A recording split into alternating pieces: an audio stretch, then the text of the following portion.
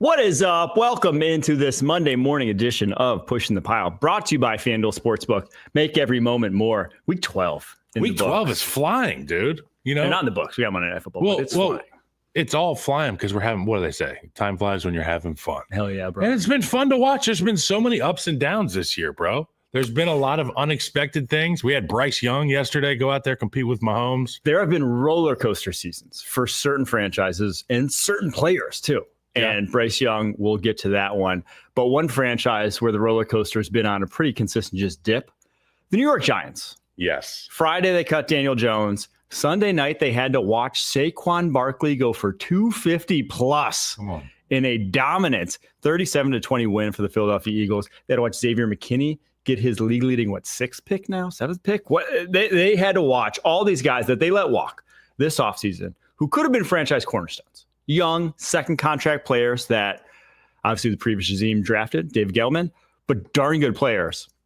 And then they didn't sign him because the guy they cut on Friday, his contract was too big. If Daniel Jones' contract isn't there, those two guys were Giants this weekend. Yeah, and it's crazy. I mean, all that in conjunction with the fact that the guy that you've asked to bridge quarterbacks with Tommy DeVito is in the media saying you guys are practicing like you're undefeated. Malik Neighbors is beside himself in the locker room and can't really convey what the reasoning is for the poor play. But it all bodes poorly for the Giants. And you talked about it. Saquon Barkley, Xavier McKinney, a couple guys you'd love to have on your roster right now. Yeah, with Daniel Jones, I don't think he's getting a starting job anywhere. But what a weird situation where not only do they sit him down, but then they're just like, hey, we're just going to let you go. They put a penny on him and put him at safety and walk through. Well, that happens sometimes. No. You don't do that. You don't do that with a quarterback. You don't do that. Oh, they made him do that? I thought he was doing that just on his own volition. No. At these walkthroughs, there are backup linemen so there are O linemen that are like seventh or eighth men that go play defensive line. They put the penny on. Yeah. There are plenty of skill guys, linebackers, long snappers that are capable of going to the second and third level of the defense. But to have Daniel Jones out there, the same guy who you said you don't want to get hurt, you can get hurt in a walkthrough. Look, this is beside the point, but it's just ridiculous. It's a microcosm of the Giants. They can't freaking put their best foot forward ever. Yeah, they are in a bad way, shall we say? But I think the directive came from on high saying we got to get a top 2 pick in this draft. I think it was when you turned it over to a guy who was your third string quarterback the entire season, Drew Lock. They signed. They gave him good money. They canceled out a compensatory pick by signing Drew Lock. Didn't realize that. 2, turn the keys over to Tommy DeVito, which to me, if you're a GM, that's another malpractice position where it's like you signed a guy to cancel your Saquon Barkley compensatory pick, where it's like that's how you build long-term prosperous franchise is by getting that compensatory pick. Drew Lock was not going to win you whatever games this year that you wanted. You obviously are not even turning the keys over to him. But I do think that with the way they looked this weekend, there was someone up top saying, we'll just maybe not put our best foot forward the rest of the season. Because right now they're 2-9. Excuse me. They're 2-8. 2-8. No, 2-9. Excuse me. 2-9. Yeah, because it's one of 12 3 now. 2-win teams this season, along with the Jags, along with the Raiders. So very well could be or should be there at the end of the season. We think the Jags, when Trevor Lawrence comes back, probably win a few more games. Raiders, though, may not, with Gardner Minshew now out for the season with a broken clavicle. And it's sad because they got good players on that Giants team. There's talent there. They do. And you're wasting some real talent right now to go in on this, but it's right now. It's just so for Daniel Jones, it's over. What's next for Daniel Jones? He is going to be a backup somewhere. I would be floored if he gets a starting job. Name the 3 optimal situations for Daniel Jones. I mean, you go to quarterback rehab, probably either back up like a young quarterback, go back up like Caleb Williams, or go back up like Jalen Hurts, or I don't know, someone. Does it have to be somewhere like where a little his mobile skill set matches the? Yeah, well, somewhere where you need a mobile backup quarterback. I think Chicago would be an option, but we got Bajan in Chicago. Yeah, okay. Danny Dimes too expensive, but optimal. If you were just to say, where would he benefit? Where would he benefit the most on a couple-year deal as a backup quarterback to prepare him for an eventual audition as a starter again. Because that's what's in the back of his mind. I mean, San Francisco's quarterback rehab. Everyone that goes to play for Kyle Shanahan, all of a sudden it looks like. And what a dichotomy there between starter being Mr. Irrelevant and then Daniel Jones. Just like two opposite ends of the spectrum. Yeah. All right. Well, we'll get to that Eagles-Rams game here in just a second. First, we're going to take a quick break. Wasn't it? It's a team almost too good to be true. You guys ain't ready for us. Kick your game day off right as the top team tackles all the biggest headlines around the league. Who's got two thumbs and loves this next segment? Sunday mornings on CBS Sports Network. So, Mike, every Sunday on Tops, we do a segment called the Gridiron Gridlock, where they essentially they sit me in front of a monitor like this, and in the behind there's 4 different games I have to cover, and it pretends I'm like in a news chopper flying above Chicago, flying above. And yesterday at 10 a.m. when I was doing my news chopper bit, I was flying around SoFi Stadium getting ready to preview this out in LA. This Eagles game. And I said, I've been flying around all morning, and I had the big 3 oat milk lattes here, artisanally made. And I realized that there's just, the butts aren't big enough in Los Angeles for what's coming. There's not enough ass in the state of California to handle what the Philadelphia Eagles rolled off that bus last night between Landon Dickerson, Mekhi Becton, Cam Jurgens. We talk about the inside 3 for Kansas City and how it's an absolute benefit and, advantage week in, week out. Starting to think maybe with Mekhi Becton at guard, they have, Coach Stalin has kind of cracked the code here. Mekhi Becton, who is an all upside guy at tackle, physical specimen, right?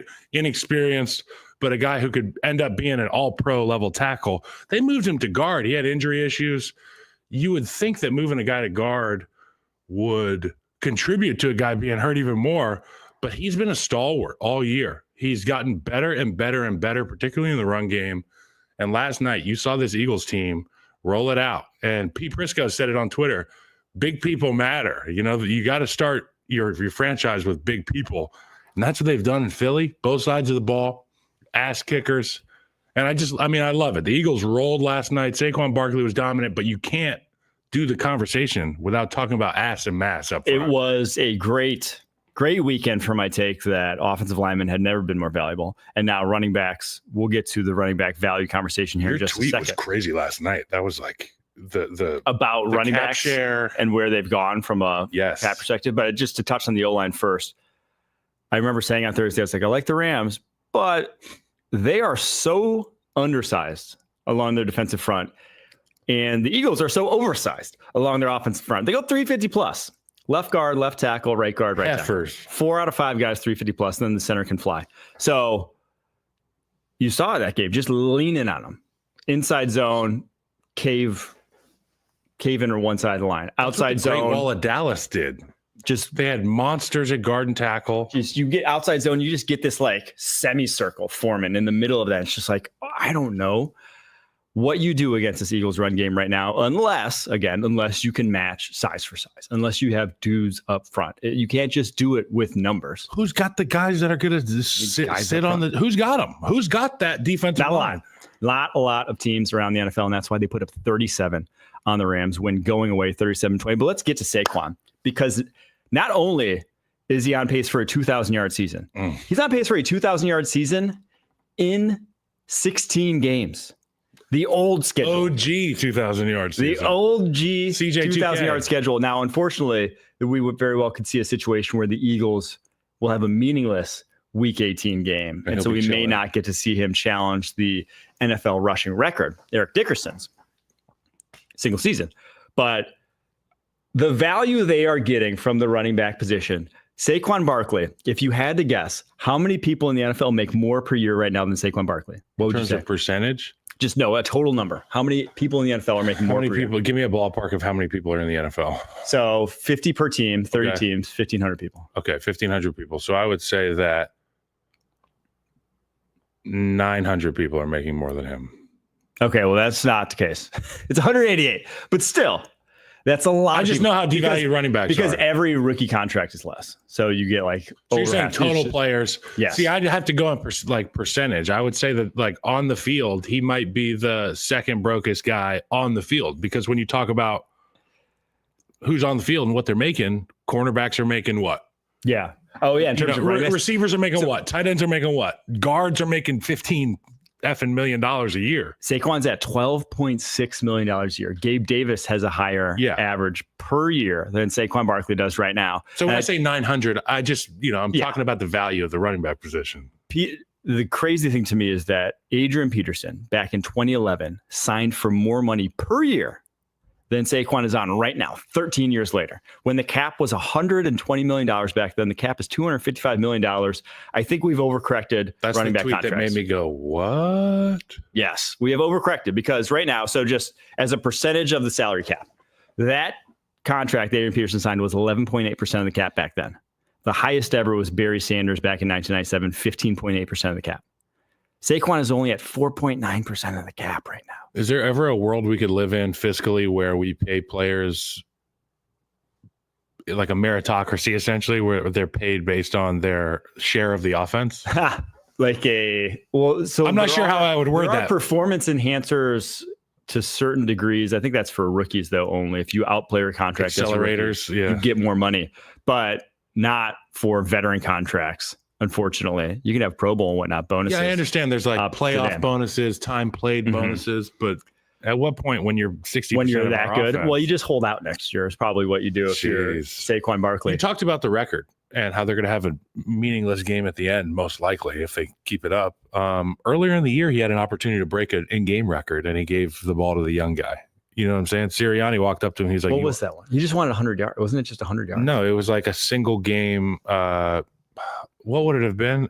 Like games in a row with 100 yards or a single game record, maybe an all-purpose record or something like that. And he was like, I'm good, bro. So this 2,000-yard thing, while it's incredibly rare and impressive and a rogue wave in terms of production, Saquon understands what's at stake here. He was with the Giants, bro.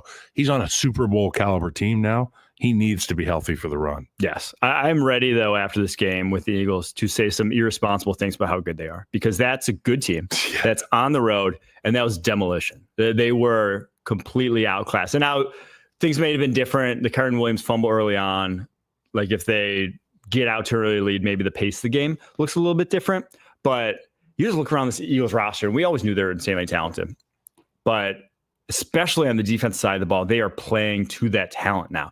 Guys like Nakobe Dean have been so good, as advertised. Yeah, I think we were all, you weren't probably a big draft guy at this point, but Nakobe Dean everyone loved Nakobe Dean's tape coming out of Georgia. He's in year 3 right now, but he was super undersized, 5'11", 220. He played next to Quay Walker. They were the two guys, stalwarts in the middle of that defense for Georgia's championship run. He was a great blitzer, but people were like, can't play coverage. He's too small, whatever. Had some knee injury, whatever, fell to the 3rd round, where it's like, everyone's like, this is a first round guy. Quay Walker goes 1st round after everyone's like, I don't know, his tape's not that good. In retrospect, right now, Nakobe Dean's playing at darn near Pro Bowl level. Quay Walker, he actually just had his best game of maybe his career. He played well this weekend. He did. Okay. But has been a liability for them for the most of his career. But Nakobe Dean looks awesome in the middle of defense. We've talked about Zach Baum. And Cooper DeJean, 2 plays in this game, going man coverage. Look at this on your screen now. Man coverage against,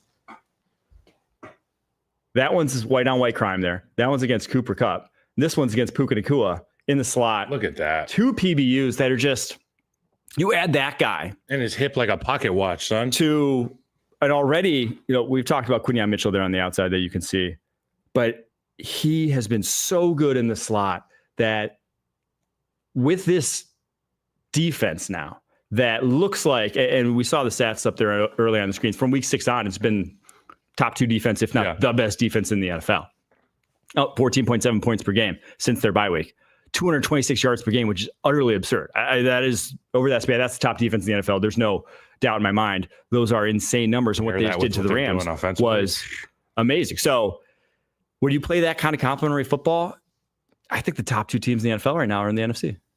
Wow. I think they are. It's hard to argue against what the Eagles have done. For such a top-heavy AFC league for so long here because of the quarterbacks, right? Yes. With, Burrow, Mahomes, Allen. Now you get these guys. This is a football team. I mean, this is a team. Like when I said they get off the bus in LA and you just know. Like when we were in high school, we'd play against some bigger schools and I'd be like, we are so screwed. I might win my matchup, but we're going to lose by 52. Yeah. That's how you feel rolling off the bus, seeing that group come out. Half the guys played together in college. The all Georgia defense. I mean, it's really something. There's something to that. And Jordan Davis, buy into Jalen Vic Carter, Fangio, who is a legendary defensive coordinator. You buy into what he's got. You take to the teachings. You bring in some young guys. And next thing you know, you got the best defense in the league, bro. Yeah, everyone who was criticizing Eagles GM Howie Roseman about his being like the name scouting guy. Why? To some degree he is, with some of the people he's traded for, like the Jahan Dotson trade and whatnot hasn't quite worked out. But some of these names have. A lot of these names have now in retrospect. Yo, I have the Mandela effect. Mandela effect. Mandela. I read it a lot. So it is about Nelson Mandela. It's Nelson Mandela. Yeah. I had no idea that the Mandela effect was about Nelson Mandela. Why is it about? People think that he was what's the original? So it's like that he was in prison. Sinbad was in a genie movie. Yes, but he wasn't. Wasn't. That's the Mandela effect. Uh-huh. So for me, the Mandela effect that I found out that exists in the National Football League Bears is that AJ Brown is only 6'1". Yeah, he's not. You think he's like 6'3"? Dude, he's at least 6'3". Plays 6'5". College. He does. I mean, he's still huge. I don't know what it is. I got to check maybe the aspect ratio on my TV, but that man, AJ Brown, is bigger than 6'1". He is massive. I need some answers. 6'1".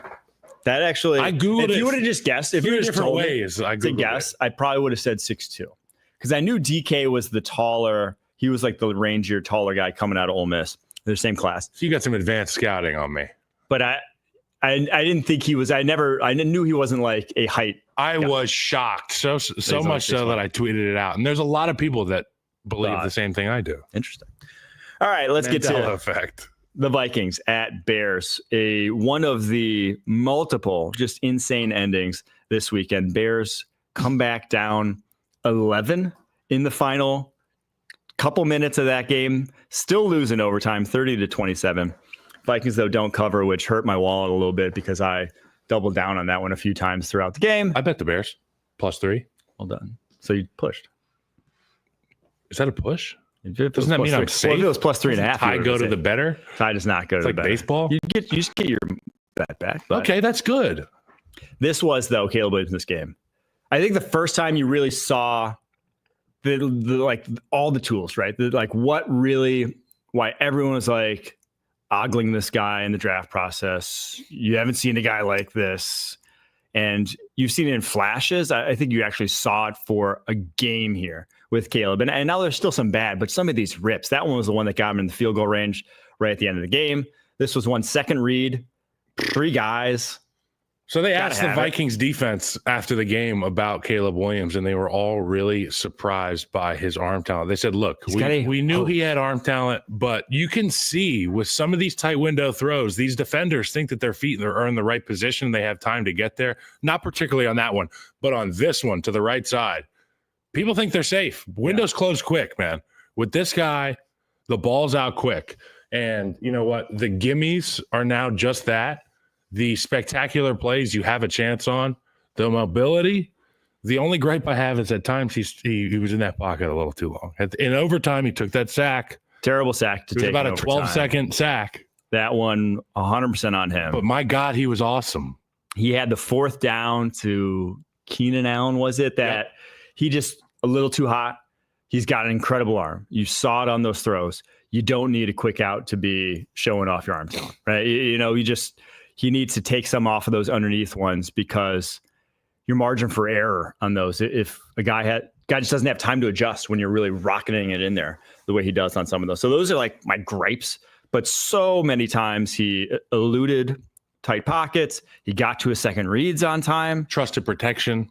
And just some rips over the middle of the football field. Now, Sam Darnold was good himself in this one, but you just saw what he could be if everything goes right. If he figures out, truly gets the mental, technical side of the quarterback position to be where it needs to be, This guy just has all world It'll be talent. week in, week out, dude. He has the ability to do this. And I'm pleasantly, first off, I'll say this about the Vikings. Jordan Addison, hats off to Jordan Addison. Guy's a beast. Hat was already off. Guy's a beast. You didn't even bring a hat. That's how much you love Jordan Addison. Justin Jefferson, a pedestrian day statistically, but if you look at the way they're scheming this guy up week in, week out, it's like somebody else has to step up. Hawkinson was huge. Addison was really big the whole way through. Yeah, I mean, that's Brian Flores' defense, bro. That's a team in the Bears that I said last week, and I meant it at the time, that they wouldn't win another game. I thought they were just defeated. So now you're looking at a team who are a situational awareness gaff, a blocked field goal, and now a muff punt and a blocked field goal away from 3 come-from-behind wins in which the quarterback shined in the most crucial moments. The story about... Did you think that last field goal was getting blocked? Dude, the one to go to overtime? Yeah, the one to go to OT. So we've seen the kicks get blocked a lot. The MFer got through the line of scrimmage over the left tackle. So the left tackle, if you go watch the clip, you're supposed to not move your outside foot, I believe, right? Yeah. So hold on. Let me line up. I'm going to give you the butt view of this. If I'm in field goal, if I'm the left guard, I get in here and my only movement is this. I put my right foot back a little bit. I sink it in the ground. I take the bull rush. And then if they go to jump, you try to squeeze them down. If they leap, you flip them over. But the left tackle stepped with his right foot, and then he let his left foot go, which hung his buddy out to dry. And now you got the potential gain time, take it to overtime field goal, going to get blocked. Thank God the guy just missed it. I wanted. What the hell are we doing, man? I wanted nothing more than that. Like, if that would have gotten blocked, I would have. Oh, but I mean, we still lost. Actually, once it went to OT, I was like, "Let's go Bears!" Like, come on. So let's get back to a better seat here. I have a Kevin. So one of my buddies in the media in Chicago by the name of Kevin Fishbane. He is K Fishbane on Twitter. Great dude, great follow. Excellent. I'm gonna catch my breath from that field goal protection. I thought you were clanging the weights around. I am. I don't run much. You don't do the cardio. Fun fact, the Bears have gone 5 consecutive games without throwing an interception, the longest streak for the franchise since 1932. So in addition... He's protecting the football. In addition to being electric with the ball, extending plays, scramble drills, he's taking care of the ball. Well, some of that is certainly how many of those games we've lost. But some of that was because he just wasn't taking any chances. It's like he took some chances this week. This was the right balance, right? You won't throw turnovers if you don't throw down the football field, but this week he was, and it was. Thomas Brown did. It was the most encouraging performance, I think, easily. Thomas Brown said, "Go be Superman," and we saw a kid that was empowered to go do some freaky shit. It was awesome to watch. It really was. Bears. If you're a Bears fan. All right. On to Chiefs at Panthers. Yeah. Speaking of number 1 overall picks that were awesome to watch this weekend. Chiefs obviously win 30-27. Game-winning field goal. Once the Chiefs got the ball back, it was like, okay, yeah, this is inevitable. You kind of just knew it was going to happen. But up until that point, watching Bryce Young operate was truly the best game of his career. Truly one of the better games I've seen from a quarterback all season. Just some of these throws. This is the very first drive. Just a dig before the break, over heavy under center play action, under pressure, exactly where it needs to be. He was throwing seeds into tight windows. He was making plays. Look at this was the final PI, is just exactly where it needed to be. Thielen could have come down with that. This one before the break again. Under pressure, this was my favorite. Rip in the red zone, didn't get caught, but Tommy Tremble, help your man's out. Great ball placement, great awareness under pressure. I saw Caleb throw that touchdown 3 weeks ago. That's growth there from Bryce Young. It was. And it's not just against run-of-the-mill NFL team, guys. Against I know that the Chiefs, their big storyline is they sleepwalk through these 1 o'clock window games, right? You know, they're not used to. And you add another hour to the equation because they're in the Midwest. So now you're kicking off at like 11 a.m. These guys are used to playing primetime games. But this defense was humming. You watch these clips, they're all out blitzing him. They're sending guys. Obviously, the guys at the line of scrimmage are no slouches, but Bryce Young hanging in there, dicing up this defense yesterday, dude. I got real concerns about the Kansas City Chiefs right now. I do.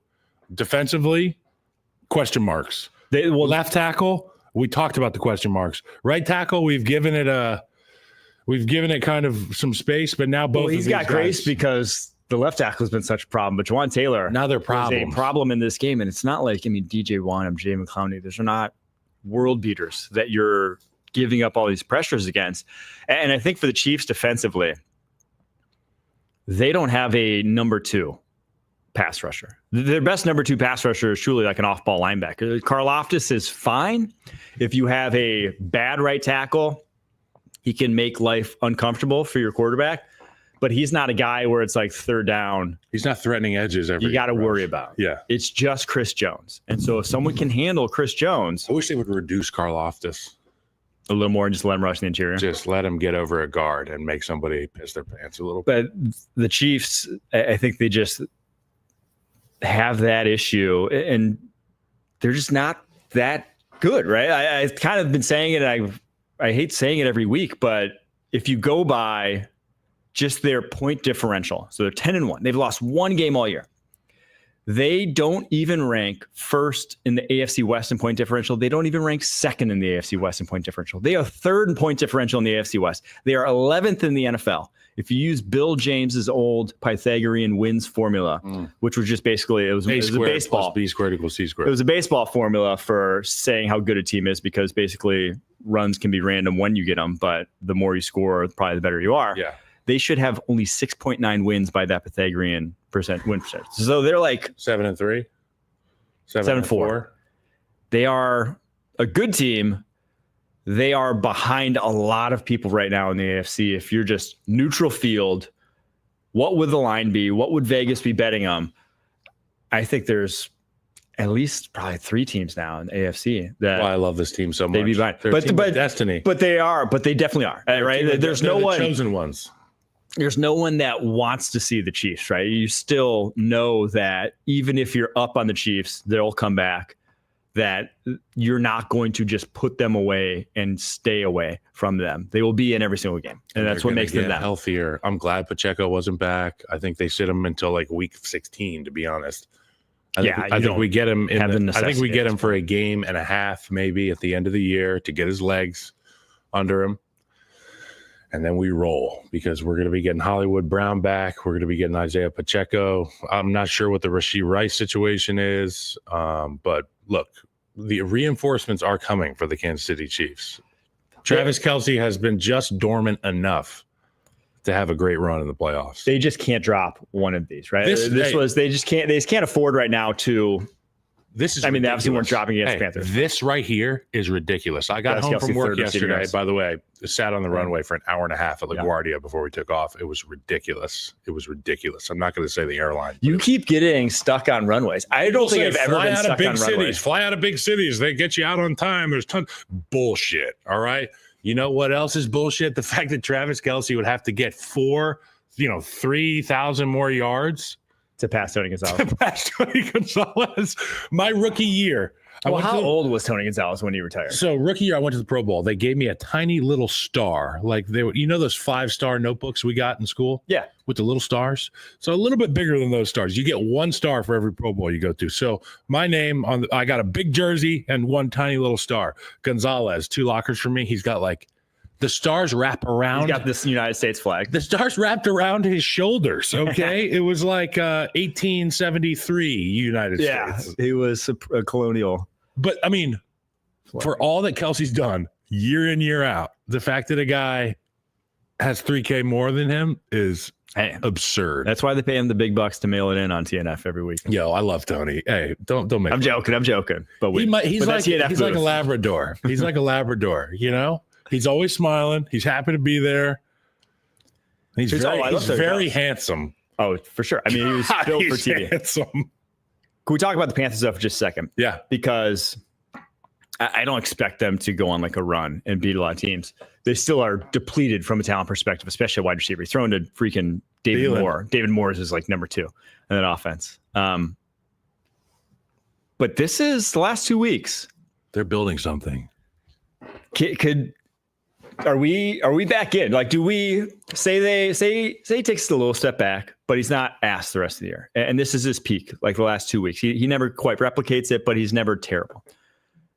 What do we do? What do we do? Quarterback? We just rolling Bryce Young. I think we're rolling Bryce. Bryce Young is the quarterback for the Carolina. They're building a bully down there. What a comeback that would be, because when he was benched, and it was rightfully so, and we discussed it at the time, was it 2 weeks into the season? He was horrible. Like some of the worst quarterback play I've seen at the NFL level in my decade plus of analyzing this game. Jeez. Truthfully? Yeah, I mean, he was that bad. And just in terms of he was broken. We talked about a ton of ball. He just had to get, it just didn't look like a guy who was ready to play in the NFL. But the juxtaposition between then and now, this is the guy everyone said out of Alabama, why he was so resoundingly praised as a guy that, yeah, he's tiny. They're like, he's worth it. But he's worth it. Yeah. And you saw it in this one. Some of those, like the deep over is the one that to me looks most like Bryce Young, Alabama, because what he was so good at was just feel throws, where it's like, I know kind of where that ball has to go. The one to Thielen in the back right of the end zone. Yes, where it's like, I'm on, and didn't have to set his feet. He was a guy who was always kind of just an athlete, always was, could do it from any platform, any situation, and just felt where it needed to go on any given, and the arc he needed to put on it. And you see that now, that those throws, probably the first, 17, 18 games of his career, he was missing every single one. He just, the comfort level, he never quite had it. You're going to turn me into a Panthers fan, dude. Dude, I'm excited. I need to text my buddy Eric Eagers, the director of analytics with Bank of America, because starting today. That's that was real deal franchise quarterback type impact stuff. On the market, Bank of America. Do you think they went up a little bit?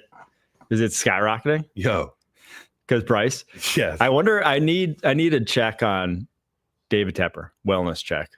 What did he do last night? You're right. Did he go to a restaurant, remove a sign from the window? Exactly.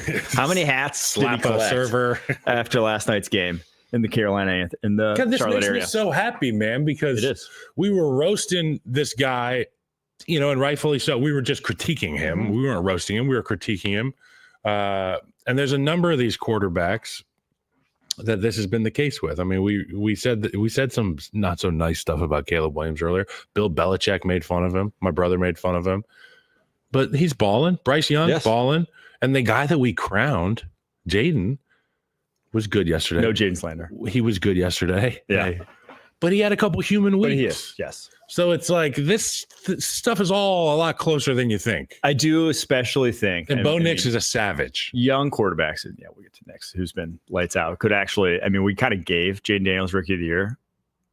We might rethink that. Yeah, dude. If the pace continues that Bo Nix is on. But hanging chads there. We got to recount this thing. But I do think that a lot of people are going to maybe rethink just how we develop quarterbacks, because everyone has been let them play through. Callous them. Sometimes I think we're seeing with Bryce, he's looking like a completely different guy after benching. Sometimes it helps. And just like expectations versus, leash on some of these guys, I'd say lower expectations, lengthen the leash a lot of times. It's funny because I got 2 daughters. My daughters, they're awesome. And we're doing the new age parenting thing a little bit, gentle parenting. Which I have no clue what new age. Gentle parenting, probably not how you and I grew up. Okay. Not spanking your kids. Not spanking, not raising your voice. You don't want your kid to be afraid of you. You want your kid to trust you, right? I'm going to want my kid to be afraid. The healthy fear. There's healthy fear. Okay. But these quarterback situations and development of these quarterbacks, it's funny because I'll call, my parents, let's say, and ask for advice. And the advice I get might be different from the advice I get from Chris about raising kids, because he's in that new age of parenting. Yeah. Quarterback development. There are still guys in the building, in some of these buildings, that used to spank kids pretty hard. Okay. And then you get some of these guys now, this new train of thought, and we can see it happen when you nurture these relationships and take care of these young talents. Oh, Canales is 100% that kind of guy. You can get that from a quarterback. So, maybe read some baby books. I do think, though, I 100% agree that there is like, if it's benching, if it's whatever behind it, that you are, if you come at it from the perspective of you weren't good enough or you're not playing good enough, we need you to be better. We're taking this to get you better. Like, if the messaging's correct, you won't lose a guy. If Bryce Young plays CJ Stroud and beats him, does he get to like dap him up? He already did. But I'm saying, like with the current state of affairs in your last 2 weeks, if you just gave me the tape from the last 2 weeks. Hey, CJ, keep your head up. One quarterback. I mean, it would go how they were drafted, truthfully. So, all right, let's move on to the last game here of the first block. Cowboys at Commanders. Speaking of special top teams, what a show! This game was 10-9 at the end of the third quarter. It finished 34-26. We had 41 points scored in the final 8 minutes and 11 seconds of this game. Are you kidding me? 41 points. That's what it felt like. It felt like watching two pro Madden players, because there was just every play ended up just being like a long touchdown. Yep. You had Kavontae Turpin kick return that was so reminiscent of Devin Hester. Funny. That was a Devin Hester move through and through. He pressed the circle button and then just pressed forward on his stick. He bobbles the kick, starts walking it up. It's like, oh, you're thinking the worst. He's going to get it out to the 15. One spin, house call. And then with 33 seconds left, 86-yard touchdown to Terry McLaurin to tie it. Lightning strikes twice. Missed extra point, which you said is bad snap. Dude, I didn't analyze kicker, it. Okay, let's not kill the kicker. Well, go look at it. This isn't. And I mean, he had a really rough day, but in an opportunity to go tie the ball game after that miraculous play, the long snapper threw a ground ball to the holder, dude. It was a ground ball. He's the one that choked. Okay. Well, you know we what? never think about the long snapper being, everyone's like, oh, they're trying to ice the kicker. Sometimes they got to ice the long snapper. The long snapper's like, I got one freaking job to do. Or the holder. I got to spin that thing. The holder. Yeah. You got to pick up a ground ball, get it down, laces out. And then you got to strike the thing. And then you got to protect, which some teams don't do in the National Football League. But I mean, God, what a turn of events in that Cowboys Commanders game. Insane game. Commanders, though, they lost this one the first three quarters, in my opinion. Obviously, the end of the game turned into a circus. Cooper Rush, balling. He was kind of balling. He was fine. He was good. This is the Cowboys team that has been dominated. Signs of life, dude. Signs of life, for sure. Definitely, the comfort level was different than we saw the first 2 weeks. But to me, the Commanders lost this. They're offensively. They are this juggernaut offense. They have moved the ball on everyone. I think second points per game heading into this week. And they just never adjusted the whole. They fell off a cliff. They kind of have this plan of attack that they've executed all season long, which is just run game gets us 5, quick pass gets us 7. We convert, move on, do it again, do it again. They never adjusted out of that game plan because the run game was not working in this one outside of Jaden Daniels when he pulled it. I think Jaden Daniels kind of got a directive being like, hey, let's not take any more hits. So he was definitely wary of contact, only really took it in gotta have it situations in that game. But they never adjusted out of that game plan to really open up the offense. Like there was no downfield passing attack until they had to have a downfield passing attack. And then lo and behold, it worked because Jaden Daniels fucking good quarterback, right? Because he could do that. Hell yeah. So to me, I think this one's firmly on Cliff. This was just, he never adjusted. Even into the third quarter of that game, just no adjustment when they were losing up front. This was the best game I've seen from Ozzie Smith. Now, I haven't watched them super closely in recent weeks because, again, they haven't been worth watching.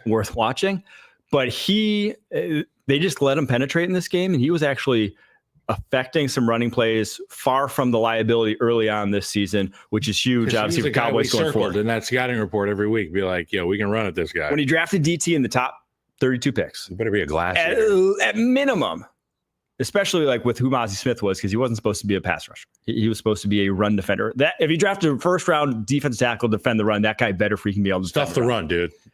And so in this game, he did. OC Digizua had a great game in this one as well. So those DTs set the tone. You had Jerron Bland back for the first time all season. Unfortunately, came when Trayvon Diggs was also out.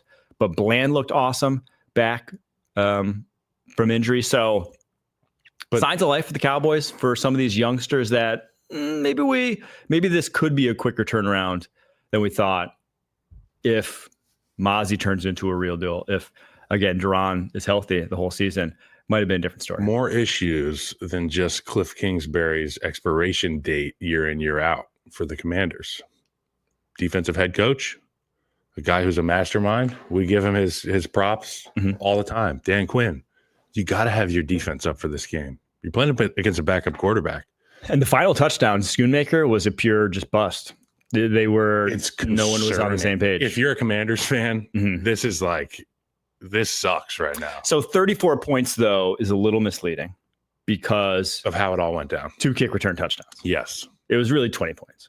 But Cooper Rush threw the football effectively in this football game. He did. And that's something that you knew you didn't have to worry about the run, right? You knew he is going to force feed CeeDee Lamb. Yep. They did not find a way to take him out of force feeding CeeDee Lamb. And it's like, what did you think they were going to, what did you think they had at their disposal to move the ball offensively besides that?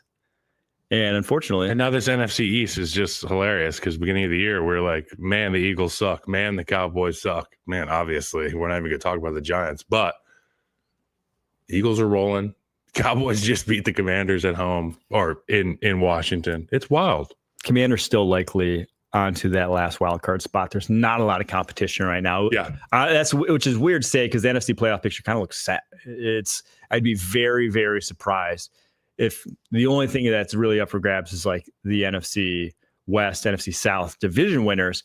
But we know the wild cards at this point. It's going to be Commanders, Vikings, Packers. It would take a big upset for it to be anything other than that. All right, we're going to take a quick break. Going to get to then that big NFC West matchup right after this. Welcome to JJ's. I'll have wait, there's no way I can get a burger? No chance. But you can have the NFL on CBS streams live on Paramount Plus. Oh, hang on. There's a toy. Excited. Dropped an F-bomb earlier. Got a little excited about these quarterbacks, man. They tell me not to, but you can only keep a good man down for so long. I think that was my first one of the year. Yeah, it was. That's why I was so excited. You had a show where you were just letting it fly. It was one of those days. I take my gentle parenting out on you. Exactly. I take my old school parenting out on you. Who got their gentle parenting? It wasn't gentle parenting that Mike McDonald did to Kyler Murray. It was hardcore spanking that he was doing to the Arizona Cardinals quarterback. Tough day at the office for him. The pick 6, that was on Kyler Murray. I'll just say it. He had Michael Wilson in the flat, breaking open. The defender committed to him. It was a routine play for a guy like Kyler Murray. When you are a guy who is mobile outside the pocket, you should be able to hit that throw 10 times out of 10, I expect. And it wasn't even like not on the same page. Michael Wilson's breaking to one spot and you just way overthrew it. Now, I don't think he thought that Devon Witherspoon was going to break out that fast. And he thought like run. And it was oh shoot, I have to pass now because I'm getting caught from behind. But still, that was the difference in this game. He completes that. They're in field goal range. They get to 9. Seahawks are at 9 themselves because you don't get the pick 6. That was the difference in this game. We talked about what's Kyler Murray need to do to get to this MVP conversation. That was not it. That was bad. That was a tough. This game is all about the Seahawks, bro. It truly is, though. They came to play. This game is all about the Seahawks. Their defense, their defensive line, they shut down the running game. They really made it be bully ball third and long. For this, the Cardinals didn't have a single first down conversion on James Conner is a guy you got to bring a couple spare magazines because he doesn't go down very easily. You got to take this guy down. And this Seahawks defense was up for the challenge. They answered the bell. Offensive side of the ball, I talked about the target share for a guy like Jackson Smith and Jigba last week. Another week for him having a really good outing. Geno Smith and him, they have a great rapport. There's just a number of weapons for this guy to rely on. Run game, pass game, and we saw it with his legs last week. This team's dangerous. I kind of wrote them off, and they're just hanging around now. Well, they have, I think, quite comfortably at this point in time, because I think they've been a different animal of late. The best defense in the NFC West. The 49ers, they have serious issues, especially if Nick Bosa is going to miss 4 games. We saw that. The Cardinals outplay their talent level, but if you just go talent player for player, compare them versus the Seahawks, it ain't even close. And the Rams, I love what they can do with their defensive line now. We said they can get pressure on people. Blind spot. But we just saw Blind spot. what can happen to that D-line if you really show up and try to pound the rock. Yeah, but they're them. not playing the Eagles every week. True. I mean, there's only like I'm not saying lines. they're bad, right? There's only like 3 lines that the Rams are like, God, I hope we don't play them. I'm saying they're bad. It's just this Seahawks defense has the dudes, especially on that defensive line. We said it was so banged up early on in the season. Well, it's at full strength now. And that's what it looks like at full strength. It looks like what they had back in Baltimore because every single guy now seemingly in their rotation can win one-on-runs in the run game, win on one-on-ones as a pass rusher. Now, they may not any guy be like an elite dude. Gotta count for that guy. But one-on-one that's kind of the beauty of it. Is great. That's kind of the beauty of it. If you have 4 guys then that get a one-on-one, Death by 1,000 paper cuts, buddy. chances are one of them's going to win. Yeah, and especially when you're. And so you saw the Cardinals offline look over. I love playing a group where there was like 1 star. You know what I mean? And we were like, we have a great plan to take this guy out. We're going to cut the head off, and the snake will die. But this is just all snake. There's no head. You know what I'm saying? You're just sounds amongst like a snake. If you get what I'm saying. Yeah. All snake, no head. If you can't scheme for every single guy, like they're going to get one-on-one, somebody's going to win, and it's just going to be exactly that, a death by 1,000 paper cuts type game. For the Seahawks, they now move to a tie for first place in the NFC West at 6-5. Geno Smith hasn't lost a game against the Cardinals in his NFL career. If he can move to 6-0 against them, he'll tie the best record for a quarterback against any single team ever. And yeah, Seattle Seahawks. How do we re-handicap the West now? I mean, it's got to be. Gosh, I don't want to do this, but it's not. I don't think it can't be Seattle at the top. I would say I think the 49ers are out. I think they're yeah. It can't be Seattle at the top. Definitely not San Francisco. So Seattle 6-5, Cardinals 6-5, Rams 5-6, 49ers 5-6. We talked about how difficult the 49ers schedule is going forward. I think that's it. I think it's curtains. Unfortunately, Super Bowl hangover and more impactfully, injuries have just cost them What's a up chance. with Shanahan, man? He's, I see these aggregator accounts that are looking for his job. No, I think his job's fine. Yeah, but why are people doing this? Is it just like Twitter? Is this just Twittering? Yeah, I mean, you get the ability for everyone to voice their opinion. Because I saw a Bears fan that I follow was essentially like, we got to get Kyle Shanahan. I'm like, when did Kyle Shanahan get kicked out of the state of California? It would take I think it would take somewhere in the neighborhood of, well, one, they just wouldn't do it. And to even trade for them, if they were to consider it, say they're like going through a rebuild, they know it's going to be lean years, whatever. I mean, 3 first rounders, a couple second rounders, like you wouldn't part ways with that guy for less than that. You just wouldn't. He's more valuable than, or as valuable as like a franchise quarterback. He just took Mr. Relevant to the Super Bowl. He ain't going anywhere. Yep. That's just the hypothetical is absurd. So, but chill, David. But the 49ers aren't going anywhere either, unfortunately. So I think it's the Seahawks, Cardinals, Rams still in the mix. But Seahawks, man, they're playing some good ball, especially on the defensive side of the ball. All right, let's get to Titans at Texans. Fun. Another wild one. Fun. Titans win 32-27. One of my bold predictions on the Thursday afternoon CBS Sports Network show that we do was that Will Levis would have the better stat line than CJ Stroud at the end of the game. Now, if you don't count sacks into it, it was 100% the case. Which I don't. Sacks aren't real. Will Levis, the guy, I just hope. I don't know if he's going to be good, whatever. I just hope that he gets a franchise quarterback deal because the world deserves to watch him play football for the next decade. Agreed. He's electric. For as much as people love watching Jameis Winston and all he does, and him too. He deserves game interviews. You know what? Sure, we're talking about Will Levis right now, but I was just saying there is a crowd of people that are obsessed with Jameis Winston. I'm in the crowd that's like, I just want to watch Will Levis play football forever. Give him the youth serum and just let him play forever. He should just be in the league at all times. Everything he does is must watch. It's like George Pickens is one of those guys. Will Levis for sure.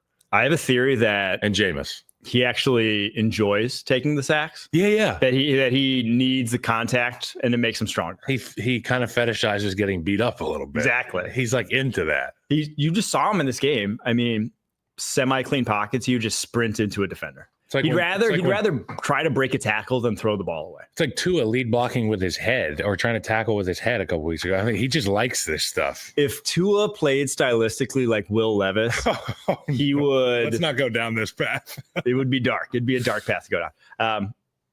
But he also makes some throws, man. He's got a howitzer of an arm. He's got a super quick release. And he has this thing where he's always like on a base. And so his release doesn't make any sense. Like he doesn't stride at all. Never strides. Or sometimes he will, but most times he's just in the pocket, standing, and then the ball just like it's just a pure rotational move. Guy's jacked. That he has. Okay, first off, he has enough. Guy's jacked. Not just like he's muscular. This is a case for why football players need to, like, particularly quarterbacks, should just be shredded. Okay, because to your point, the ball explodes out of his hand. It's glutes, it's hips, it's core. He's got it all, dude. He feels like he's straight out of the 90s watching him. He does have big blind spots to his game. We've mentioned him a good amount of times. Which is exciting. The sacks, the predetermining of throws. You obviously saw that with the pick six. That was just, he was going there. I don't know what the hell he was looking at. It was levissing. But the world deserves to see him throw bombs and take a bunch of sacks and throw a bunch of picks. Yes, dude. The world deserves it. It's like a Mike Tice offense. Remember? It was just like when Cutler first got to Chicago, like, let's just throw it as far as we can. 7-step, 30 times a game. 4 verts. Why not? On the other side, though, CJ Stroud, the Texans defense, I'm not too worried, but there were some ugly blown coverages, which are not uncommon with this safety group.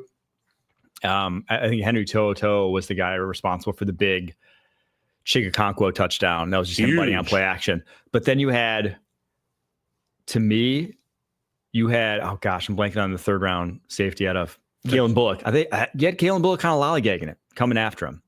You had Eric Murray take a terrible angle to try and make that tackle. You talking about the Chig touchdown? Yeah. Bro, he made it look like guys are just way less athletic than him. He does run a 4.5. He's one of the fastest, if not the fastest tight end in the NFL. When he put that right foot in the ground and got left a little bit and just closed that space off or opened it up, as it were. I think everyone was kind of surprised, and maybe that's why they looked like they were lollygagging it. It was like the Mahomes on the sideline runs. Yes. Like, he won. I'll get him. Oh, my God, he did it. But Texans, you got back to the drawing board on that. And then the CJ Stroud thing is just mysterious to me. And I think we've talked about it maybe too much at this point. The trajectory, the performance. That it's just, he had Nico Collins back here. Nico Collins looked awesome. And now they did have the game-winning touchdown called back. Or was it game-tying touchdown in this game called back. But he's missing throws that are layups. He will alternate this insane deep out, perfect spot on his face mask, on the sideline, and then just miss like a hitch or just miss like a quick out. It's like something feels off with Stroud.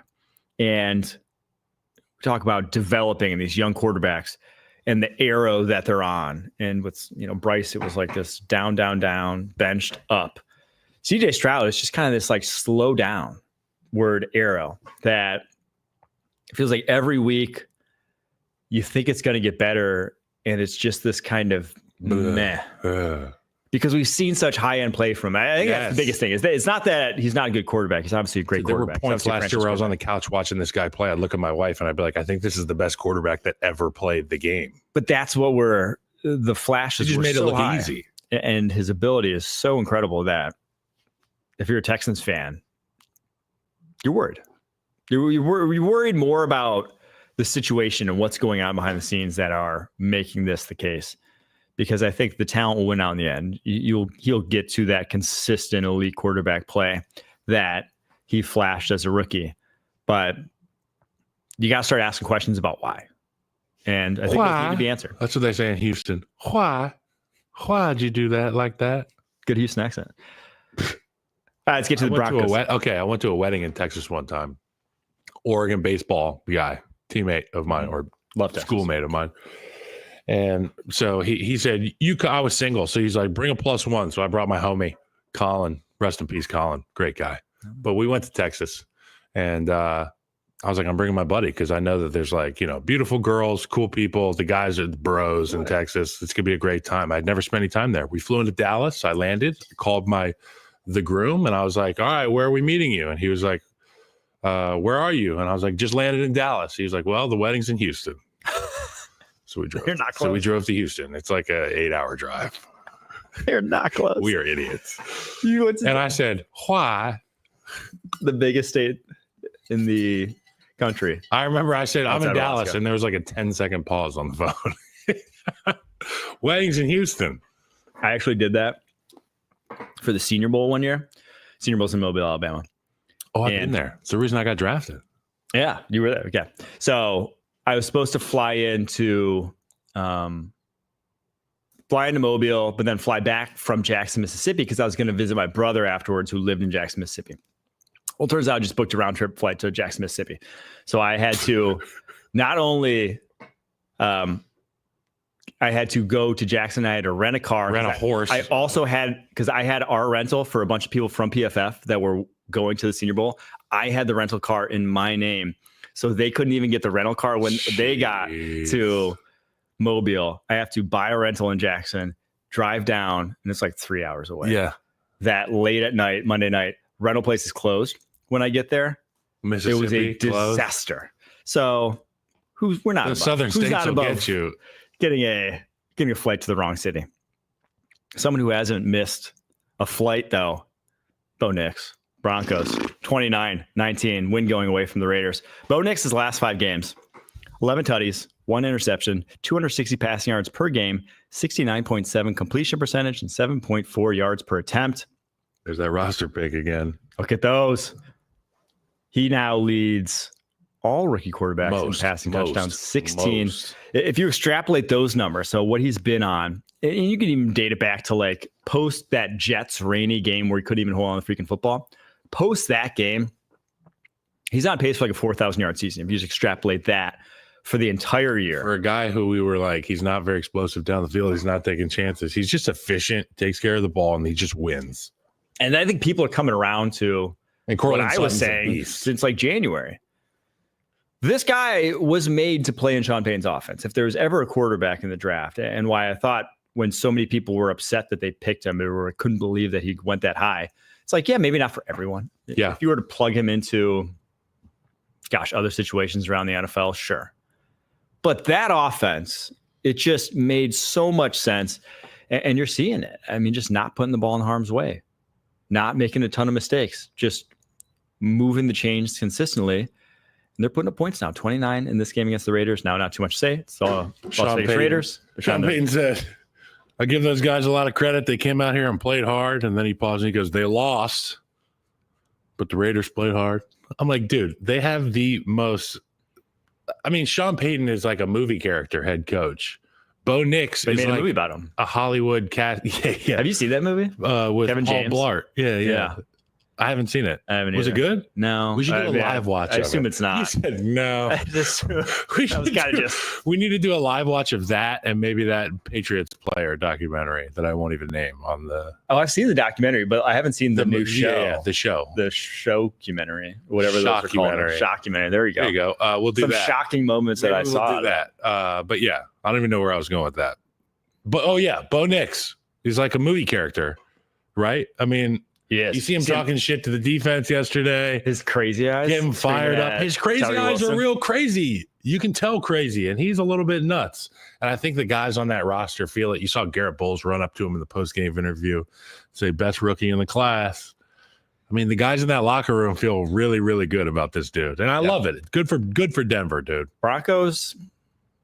I don't know how many teams want to see him now in the playoffs. I think we thought of them as almost an afterthought for a while. It's like, oh yeah, they're in the playoff contention, It but was a hey, good for it's them nice. conversation, and I was now it's like, whoa. Just wouldn't want to face what they bring defensively, and then obviously with what Bo Nix has done. So much speed on the edge defensively. The one team that could unseat them, though, the Miami Dolphins, they blew out the Pats 34-15. Drake May in this one, we don't spend too long. He just had no chance. This is one of the worst pass protection games I've seen all season from a unit. Pats, I believe they get more pressures than anyone else this week. He made some awesome throws under duress. I mean, he's still. Yeah, I know. Don't get it twisted. But Chop Robinson in this one, he has a few more games like everywhere. that. He is back. We talked about Bo Nix joining the O-Roy conversation with how he's been on of late.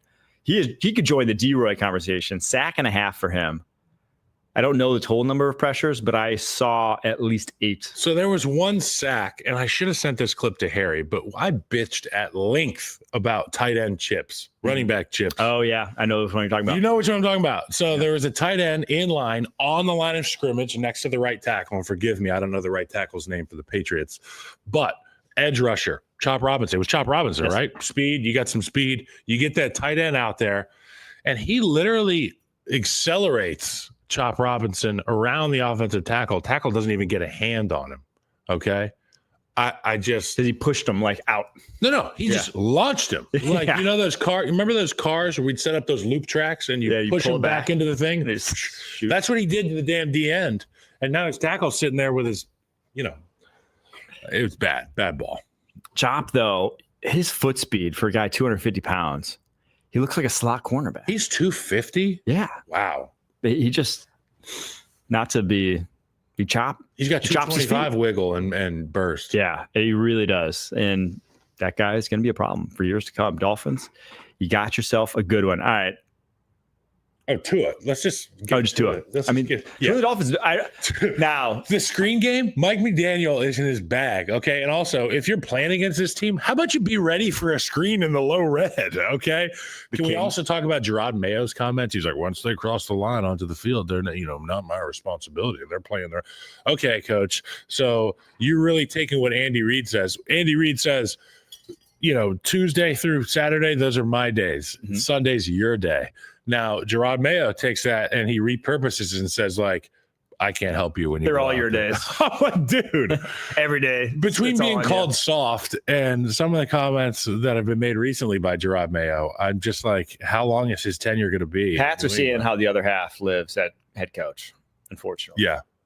So, yeah, we will see because, I'm not sure you also have the off. I think you're in a position where you have a quarterback that everyone knows is a guy. I think that's pretty obvious to see. Even if the stats aren't ideal, you watch the tape and you're like, okay, dude, you can attract a head coach that will want to work with that guy. You can attract an offensive mind. Matt Nagy? That's better than maybe Alex Van Pelt, I think you would definitely attract Matt Nagy, I think, if you want to. But because it would have to be a guy that's like retread as a coach. Mm-hmm. It wouldn't be like Ben Johnson wouldn't take the Patriots job. They don't want to be in Belichick's shadow. So a guy like Nagy, who has coached, he's won Coach of the Year. He's been under the tutelage of Reid again. They went and won a Super Bowl, 2 Super Bowls together recently. He's kind of had that refresher, same conversation we had about quarterbacks. Sometimes they need a breath. Nagy had a breath. He's great with quarterbacks. Him and Mahomes have an awesome rapport. It would be fun to watch. I don't know. I'm just pitching that.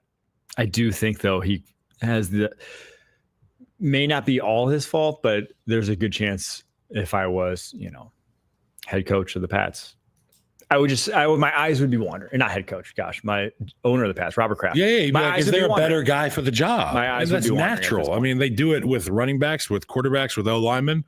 Do it with coaches too. Because you are. Matter of fact, do it with owners and GMs as well. Well, we wish as fans. But Miami Dolphins now 5-6.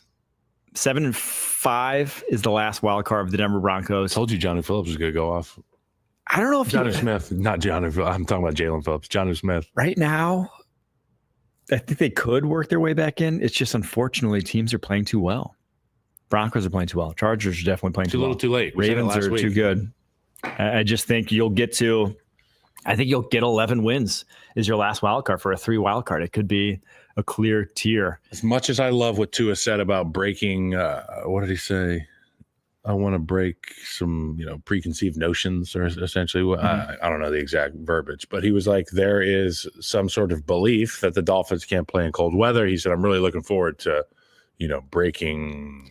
Oh, yeah. We'll cross that bridge when we get there. We'll cross that bridge when we get there. Also, just be like, I'm excited for the game.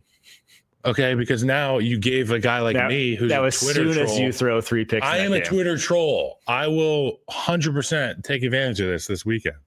Okay? We're going to take a quick break. After that, going to get to 49ers at Packers. Historic rivals with unforgettable seasons meet in a game of honor. The Army-Navy game presented by USAA. December 14th on CBS. 49ers 10, Packers 38, win going away. This was, to me, though, the culmination of what has been the injury woes afflicting the 49ers. They lost their most important player on both sides of the football in this game. Yep. You're not going to win. Not too many teams in the NFL could survive that. I don't know any, truthfully, against a playoff caliber team like the Green Bay Packers. Like if Mahomes and Chris Jones were out, Chiefs are toast. good luck. They're not beating anyone. Yeah. Right. Just go down the line of teams. You're not winning it. So not much to take away, but that's just the problem is those guys aren't healthy. It's a shoulder for Brock Purdy.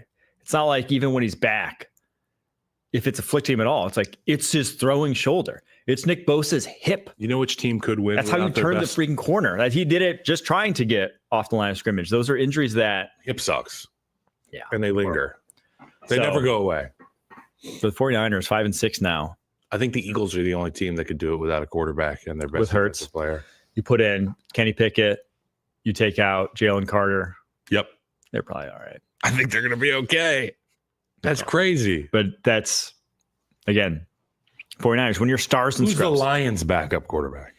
Hendon Hooker and Aiden Hutchinson. That'd be a fun game. Hendon Hooker. They're already out, Aiden Hutchinson. But what was I just saying? You were talking about how the hip turning the corner with Nick Bosa. Well, when you're stars and scrubs, that's what I was saying. When you are reliant on, however many $30+ million contracts they now have on this roster, $25+ million contracts they have in this roster, highest paid players or like top 10 highest paid players at so many different positions. When a few of them are out, wide receiver, edge, and then obviously quarterback, it sucks. You're screwed. So 49ers, stick a fork in them. Unfortunately, that's it for their season. Green Bay Packers, a little bit of an exercising of some demons here. They have been haunted by Kyle Shanahan over the past, the decade plus, going back to the Kaepernick 200+ rushing yard game back in, what was that, 2012? Feels like season. yesterday. I don't want it to be yesterday because that was one of the worst days of my life. But they just, every single time I was at the other playoff loss, I was at two other playoff losses to the 49ers, both at Lambeau. They just have been haunted by this team. And now, thankfully, won't see them in the playoffs, or shouldn't see them in the playoffs, fingers crossed. But the Green Bay Packers, I think you saw the offensive sort of flexibility that they have now, that they can win power run. They can win deep ball. They can win underneath passing game. They really have a lot at their disposal with their offensive personnel. And I think the addition of Josh Jacobs is so key to this because so underappreciated. He doesn't come out of the game. Aaron Jones had to come out of games. He wasn't a short yardage guy. He wasn't he just would get banged up a lot. He wasn't a guy that you could give 25 carries to and not worry what's he going to look like on carry 25, or is he going to be healthy the next week after getting 25 carries? Josh Jacobs is just like, hey, he's in there. iRobot. Anything's at your disposal. 3 touchdowns in this one. I do think that's a key for them if they are trying to get through this now scary NFC playoff picture. But I don't know. I just think the Packers are. This was a game that they had to have for a confidence perspective, that this is what the team needs to look like going forward if they really need to make are going to make noise in the NFC playoff picture. Packers are hot. Packers are a hot team. Should have lost to the Bears a few weeks ago, but I'll give them credit, man. It's a 2-man race in my opinion. You can say some nice things about them. It's a 2-man race in my opinion in the NFC North, and it'll come down to whether or not Jordan Love can pull a rabbit out of the hat. I mean, he's so much fun to watch. When he's right, he is so right. They get the Vikings and the Lions still left on their that'll be, I mean, that Packers-Lions game is going to be so much fun. Where is it? It's in Detroit because they lost. Oh, boy. The first time around. Speaking of the Lions beat the Colts 24-6. Yep. Defense now for the Detroit Lions. We talked about all their injuries. They haven't allowed a touchdown in 10 quarters. 10 quarters. Richardson, after the big comeback, feel good week, sub back in. Kind of same old Richardson. Yeah. He's now below 50 completion percentage. Yeah, that percentage yesterday. Yet again, No bueno. Back to normal. And it's just plays like this that really scare me about Anthony Richardson. This is a 4th down. This is terrible. This is a gotta have it. And you throw it to the completely covered whip route 2 yards down the field. It's 4th and 6. 4th and 6. He's just not reading out that triangle, right? Like you have a whip, a stick, or a little spot, and then a corner. And we got a guy standing over the center at the first down marker. Watch this. I don't know. It's plays like that and numerous other 3rd downs where there's a 3rd down where Adonai Mitchell's running a slant and a blitz is coming. And as soon as you recognize the blitz coming, he throws it. Adonai Mitchell hasn't even broken his route yet. It's way ahead of schedule, the throw. And it's just, the blitz wasn't even close to getting home. Blitz got picked up. There's just weird things like that. And yeah, you can say, that's why he needs to play more. But to me, it's an awareness thing of situational stuff, of just, I don't know, that it's worrisome that it's still happening at this point in his career, things of that nature. Because he's so talented. Again, we make these, if you could just we harp on it because he's so good. Like he has so much ability that if these things get cleaned up, he could be Josh Allen, a robot that takes you to the playoffs every single year, no matter what you put around him, right? But unfortunately, back to the same old. I can't imagine being a Colts fan. Lions perspective, Za'Darius looked great. Now he's going up against the backup OT and Matt Goncalves, but looks rejuvenated in that Lions front. Jack Campbell, got to give a shout out to him. He was probably the most hated on first rounder last year because he wasn't great as a rookie. Didn't even start. 6'4", 250. He's like from the 2003 era. And has been awesome this year now. In year 2, he had a play where he stacked Anthony Richardson one-on-one the hole, stopped him in his tracks. Jonathan Taylor one on the hole, stopped him in his tracks. That's like Urlacher big, by the way. Yes. 6'5", 240. That's like Lack. That's 54. He just has not been making mistakes in coverage this year. The awareness has taken itself to another level. Been awesome for them. And that's why the Lions, well, they're the best team in the NFL right now. On to Bucs at Giants. Again, we don't have to spend too much time on. We did off the top. Baker mocking Tommy. Aggressively mocking. These are the Italian double birds right here. I mean, he wanted everyone to know that he doesn't care for the sideshow. He's here to win some football games. The Bucs with Mike Evans back, I think they win the South. I just think they do. They are an offense that can put points on the scoreboard. They're so explosive. Yeah. Bucky Irving is unreal. He's unreal. He's so good. I mean, and the point you made to me a few weeks ago, and it just is like, it's clear as day now, is that the guy never turns his shoulders from the sideline. Yes. He is forward. He's like a claymore. That's what he is. Front face towards enemy. Great. Claymore. Okay. So just point him at the enemy and he will be able to move laterally and forward. He's got the D-pad where it's like left, right, up, or back. There's no turning, right?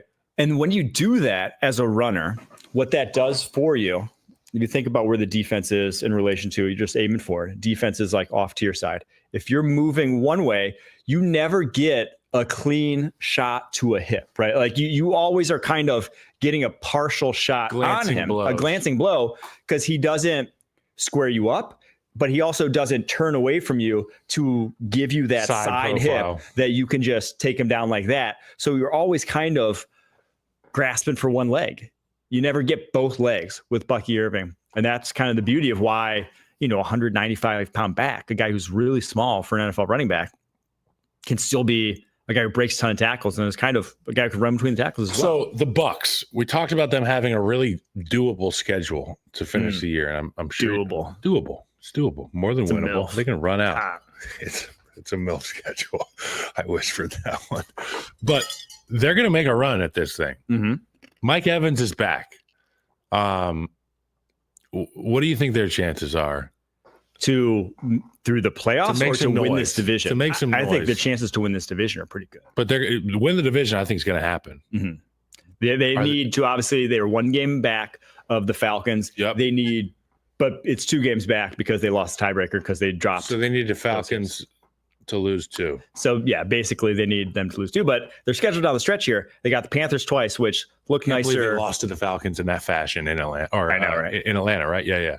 Panthers twice, Raiders, Cowboys, Chargers, Saints. That is a easy schedule. Just if you count up the teams that they are better than right now, 5 wins.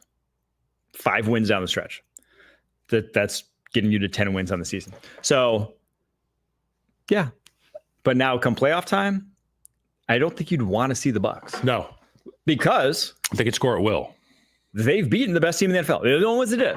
Yep. So they're obviously capable, and it was in Detroit too. In Detroit. Obviously capable of taking down anyone any given week at full strength. Now, no Chris Godwin. He ain't walking that door anytime soon, but with Mike Evans, I don't know. I'd be scared. I'd be scared to face this team. Much more scared to face this team than the Atlanta Falcons. Liam Cohen has been awesome.